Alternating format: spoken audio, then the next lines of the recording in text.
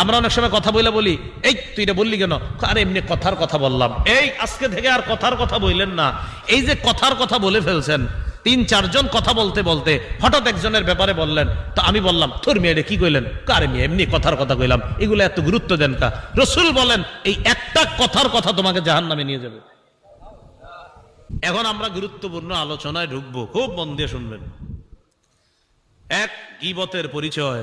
২ number, কয় মাধ্যমে গীবত করি। ৩ নাম্বার, কয় ধরনের গীবত করি। ৪ নাম্বার, গীবতের ভয়াবহতা। ৫ নাম্বার, গীবতের ক্ষতি। ৬ নাম্বার, গীবতের স্তর। ৭ নাম্বার, গীবতের গন্ধ পাওয়া যায় এমন ৮টা শব্দ আমরা সর্বশেষ শিখব। এই জন্য বলছি একদম এদিক সেদিক মাথা নাড়ায়েন না, পুরাটা সময় খুব মনোযোগ দিয়ে শুনবেন। ১ নম্বর, গীবতের পরিচয়। তিরমিজি শরীফের ১৯৩৪ নম্বর হাদিস, ১৯৩৪। এই হাদিসের বর্ণনাকারী সাহাবী আবু হুরায়রা রাদিয়াল্লাহু তাআলা তিনি বলেন, ক্বিলা ইয়া রাসূলুল্লাহ মাল গীবা। রাসূলুল্লাহ সাল্লাল্লাহু আলাইহি সাল্লামকে জিজ্ঞাসা করা হলো, ওগো আল্লাহর নবী, গীবত কি জিনিস? ফাকালা রাসূলুল্লাহ সাল্লাল্লাহু আলাইহি ওয়াসাল্লাম, যিকরুকা আখাকা বিমা ইয়াকরা।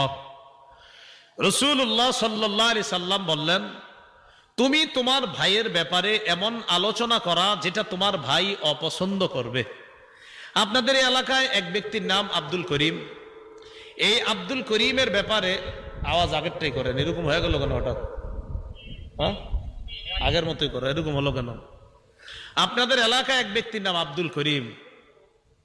এই আব্দুল করিমের কোন একটা বিষয় আপনাদের সামনে আমি বললাম, যেই কথাটা আব্দুল করিম যদি শুনতো এখানে তাহলে অপছন্দ করবে, এটাকে কি বলা হয়? গীবত। এখন আপনাদের প্রশ্ন জাগবে, হুজুর যদি আব্দুল করিমের মধ্যে সত্যিকার অর্থে এই অপরাধটা থাকে, হইতে পারে কিনা? সত্যিকার অর্থে অপরাধটা তার মাঝে থাকতেও পারে, নাও থাকতে পারে। আমি এক ব্যক্তির সমালোচনা করলাম আপনাদের সামনে, যার ব্যাপারে সমালোচনা করলাম তার মাঝে ওই অপরাধটা থাকতেও পারে, নাও থাকতে পারে। যদি তার মাঝে অপরাধটা থাকে তাহলে হবে গীবত, যদি অপরাধটা না থাকে তাহলে হবে অপবাদ। এক সাহাবী রাসূলকে প্রশ্ন করলেন, ইন কানা ফি আখি মা আকুলু ইয়া রাসূলুল্লাহ। হুজুর আমি যার ব্যাপারে সমালোচনা করলাম তার মাঝে যদি এই অপরাধটা থাকে তাহলে এটা কি হবে? ফাকালা রাসূলুল্লাহ সাল্লাল্লাহু আলাইহি ওয়াসাল্লাম, ইন কানা ফিহি মা তাকুলু ফাকাদ ইগতাবতা। তুমি যার ব্যাপারে সমালোচনা করলা তার মাঝে যদি এই অপরাধ থাকে এটাই তুমি গীবত করলা। ওয়া ইল্লাম ইয়াকুন ফিহি মা তাকুলু ফাকাদ বাহাত্তা। তার মাঝে যদি ওই অপরাধটা না থাকে তাহলে তুমি অপবাদ দিলা। তাহলে বলেন তো আপনারা, আমি এক ব্যক্তির সমালোচনা করছি আপনাদের সামনে, যদি সমালোচনাকৃত অপরাধটা তার মাঝে থাকে এটাকে কি বলা হয়? আর যদি না থাকে অপবাদ। তাহলে অপরাধ থাকলে গীবত, না থাকলে অপবাদ। হ্যাঁ, আপনি কইবেন হে তো এটা করছে, আরে করছেই তো, এটা করলেই তো গীবত। হ্যাঁ হ্যাঁ, তো এটা করলো কি লেগে তাই তো কইছি। তা আপনি করছে দেখেই তো বলছেন, আর বলছেন দেখেই গীবত। আর যদি না থাকে এটা অপবাদ। আমরা গীবত করি 4 মাধ্যমে। বলেন কয় মাধ্যমে? এতদিন জানতেন শুধু মুখ দিয়ে গীবত হয়, আজকে জানবেন 4 মাধ্যমে গীবত করি আমরা। 1 নাম্বার, আল গীবাতু বিল লিসান, জিহ্বা দিয়ে গীবত, মুখ দিয়ে গীবত। 2 নাম্বার, আল গীবাতু বিল কলব, অন্তর দিয়ে গীবত। 3 নাম্বার, আল গীবাতু বিল ইশারা, ইঙ্গিতে গীবত।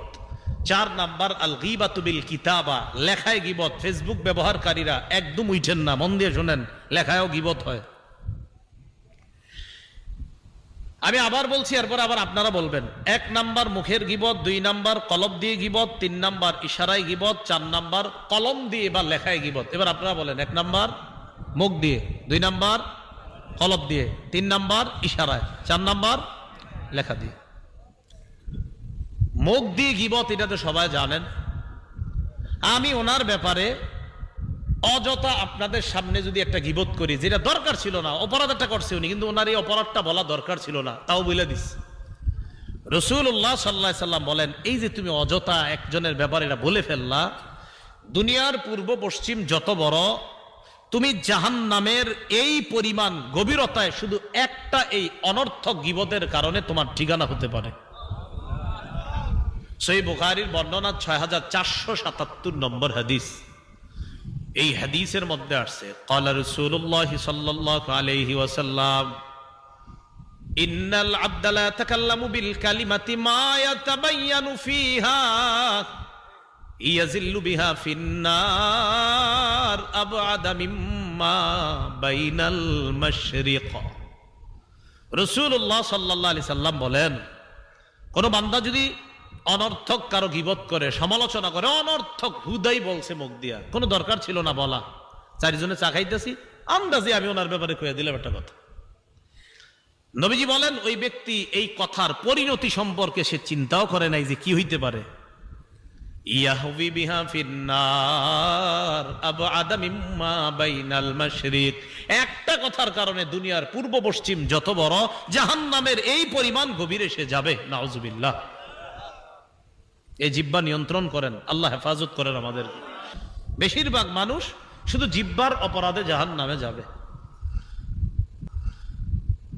সহিহ বুখারী 6478 নম্বর হাদিসের বর্ণনা ক্বালা রাসূলুল্লাহ সাল্লাল্লাহু আলাইহি ওয়াসাল্লাম ইন্নাল আবদা লা ইয়াতাকাল্লামু বিল কালিমাতি মিন সাখাতিল্লাহ লা ইলকি লাহা বালা ইয়াহবি বিহা ফি জাহান্নাম। রাসূলুল্লাহ সাল্লাল্লাহু আলাইহি ওয়াসাল্লাম বলেন, কোন ব্যক্তি পরিণতি চিন্তা না করে কথার কথা বলে ফেলছে। আমরা অনেক সময় কথা বলি, এই তুই এটা বললি কেন? আরে এমনি কথার কথা বললাম। এই আজকে থেকে আর কথার কথা বললেন না। এই যে কথার কথা বলে ফেলছেন, ৩-৪ জন কথা বলতে বলতে হঠাৎ একজনের ব্যাপারে বললেন, তো আমি বললাম তোর মেয়ে কি কইলেন? আরে মেয়ে এমনি কথার কথা কইলাম, এগুলো এত গুরুত্ব দেন কা? রাসূল বলেন এই একটা কথার কথা তোমাকে জাহান্নামে নিয়ে যাবে। প্রিয় ভাইরা, জিহ্বাকে গীবত থেকে হেফাজত করবো। আল্লাহ আমাদেরকে তৌফিক দান করেন।